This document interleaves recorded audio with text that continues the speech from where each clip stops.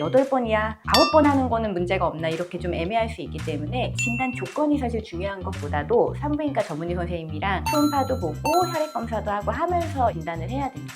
그 다음에 여드름. 성인임에도 불구하고 여드름이 좀 과하게 나는 경우가 있는데 이런 것도 남성 호르몬 과다 증상 중에 하나입니다. 혈액 검사. 혈액 검사는 생리를 잘 안 하게 만드는 여러 가지 호르몬에 대해서 다 본다고 생각을 하시면 되는데 첫 번째로는 여성 호르몬 3총사, 난포 자극 호르몬, 상체 형성 호르몬, 에스트로겐 호르몬 이 세 가지 여성 호르몬의 균형이 괜찮은지 그거를 봐야 되고요. 병원의 도움을 받으면 임신이 가능해요. 그러니까 불임이라기보다도 사실 난 이때 이제 문제가 될 수 있고. 안녕하세요. 미사 좋은 날의 산부인과 최정수 원장입니다.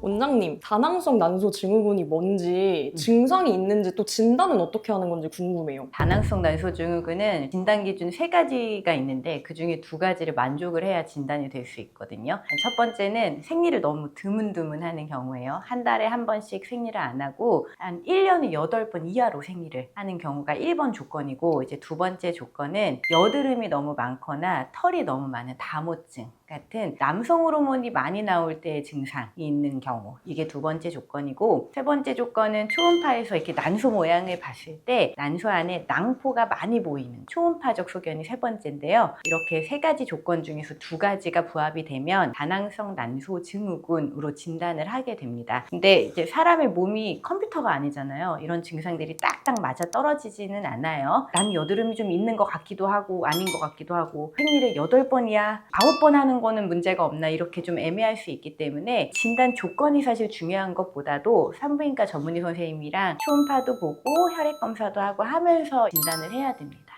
원장님, 그러면 남성 호르몬 과다 증상이 뭔지 좀 더 자세히 알려주세요. 일단 다모증, 다른 여자들보다 털이 많은 경우가 있어요. 근데 이런 게 머리카락이 많거나 속눈썹이 길고 이러면 참 좋을 텐데 그렇게 필요한 부분은 털이 별로 없고 굳이 없어도 되고, 예를 들어서 인중 혹은 겨드랑이, 서해부, 배, 약간 남자들처럼 털이 많은 경우, 이런 게 첫 번째 증상이고, 그 다음에 여드름. 성인임에도 불구하고 여드름이 좀 과하게 나는 경우가 있는데 이런 것도 남성 호르몬 과다 증상 중에 하나입니다.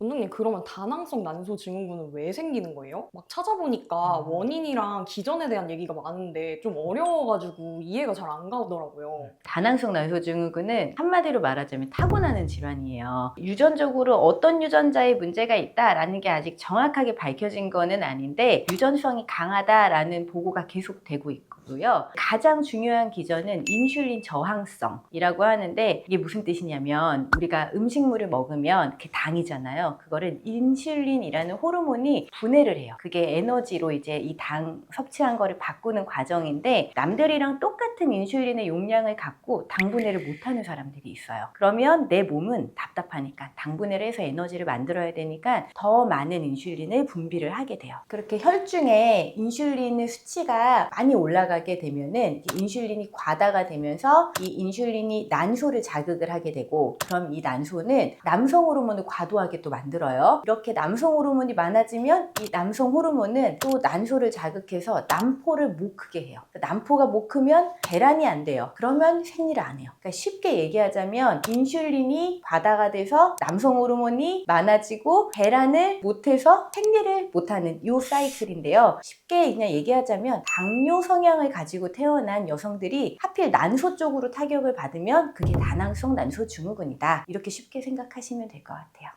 원장님, 그러면 이런 다낭성 난소 증후군 검사는 어떻게 해요? 2가지의 검사가 필요한데, 첫 번째는 초음파 검사, 2번째는 혈액 검사. 초음파로는 난소의 모양을 봐야 돼요. 그래서 이 난소 안에 난포가 얼마나 많은지, 그리고 난소가 너무 크지는 않은지 그거를 판단하게 돼요. 인터넷 검색 같은 거를 해보시면 이 초음파에서 난포의 개수가 20개 이상이 돼야 되고 난소의 용적이 10mm 이상이 돼야 되고, 이런 거를 검색해서 오시는 분들도 있는데 사실 이거는 크게 의미가 의미가 없는 게 초음파의 해상도에 따라서 또 그날 초음파를 어떤 각도로 난소의 어떤 단면을 보는지에 따라서 또 그날 그 환자의 컨디션에 따라서 개수는 계속 달라질 수 있기 때문에 그거를 하나하나 일일이 다 세는 거는 논문 쓸 때나 하는 거지 우리가 실제 임상 진단을 할 때는 그렇게 개수를 세는 일은 없고요. 그럴 필요도 없어요. 전문의 선생님들은 초음파를 보는 순간 아세요. 아, 이분은 다낭성 모양이구나. 이게 이제 임상적으로 판단이 가능한 거라 초음파는 전문의 선생님이 판독을 하시면 되는 거고 그 다음에 이제 필요한 게 혈액 검사.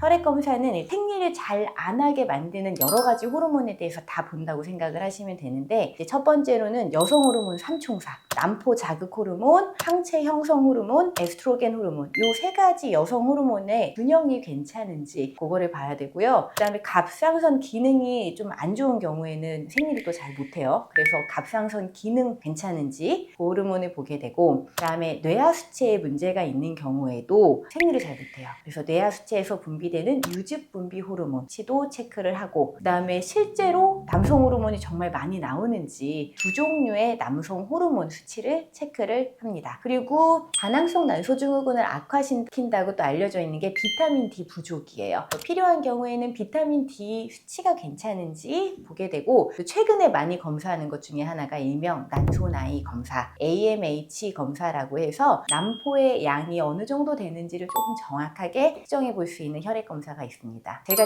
지금 말씀드린 이 혈액 검사를 사실 모두가 무조건 하는 건 아니고요. 환자의 나이나 환자의 성향, 상황에 따라서 필요한 검사들이 이 중에서 진행을 하게 됩니다.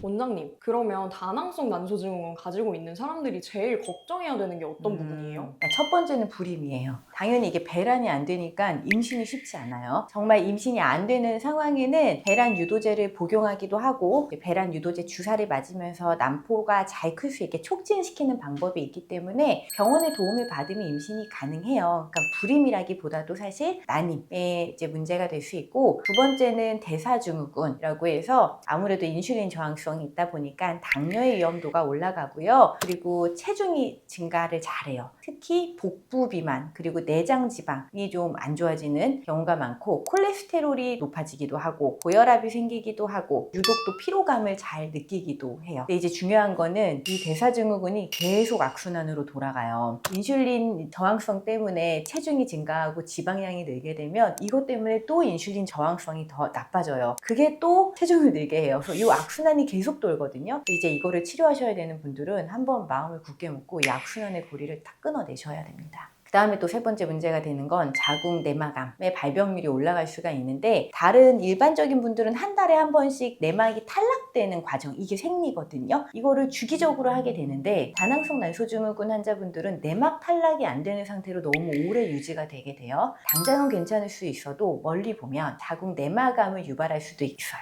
원장님, 그러면 치료는 어떻게 해야 되는지 궁금해요. 그리고 또 임신을 준비 중이신 분들도 있잖아요. 이런 경우에는 치료가 다를 수 있나요? 제일 안 좋은 거는 이제 다낭성 난소증후군은 완치를 시키는 딱 치료약은 없어요. 왜냐하면 이거는 정말 신드롬, 증후군이기 때문에 그 증상에 맞춰서 관리하는 방법밖에 없거든요. 예를 들어서 내가 무월경 기간이 너무 길다. 그래서 자궁 내막암이 걱정이 된다. 그러면 자궁 내막을 잘 탈락시킬 수 있도록 생리를 유도하는 호르몬 치료를 하기도 하고 나는 여드름이나 다모증이 심해요. 남성 호르몬 과다가 이제 문제가 된다. 그러면 그런 남성 호르몬 과다 증상을 좀 호전시켜주는 경구피임약을 복용하기도 해요. 그리고 인슐린 저항성이 너무 심해서 실제로 정말 당뇨 전 단계로 진단받을 만큼 안 좋다. 그러면 메포민 같은 당뇨약을 복용하기도 하고요. 나는 임신이 지금 문제다. 그러면 배란을 촉진할 수 있도록 배란 유도제를 먹기도 하고 이렇게 환자가 어떤 게 불편한지에 맞춰서 이제 치료를 들어가게 됩니다. 그리고 또 중요한 건 관리예요. 이제 다낭성 난소증후군이라는 건 어느 날 갑자기 좋아질 수 있는 게 아니기 때문에 이게 사실 나이가 들면서 좋아지는 경향이 있거든요. 그래서 그때까지 관리를 잘해야 돼요. 내 월경 패턴도 잘 확인을 하고 그리고 이노시톨, 비타민 D처럼 다낭성 난소증후군을 호전시킨다라고 알려져 있는 영양제도 꾸준히 복용을 하셔야 됩니다.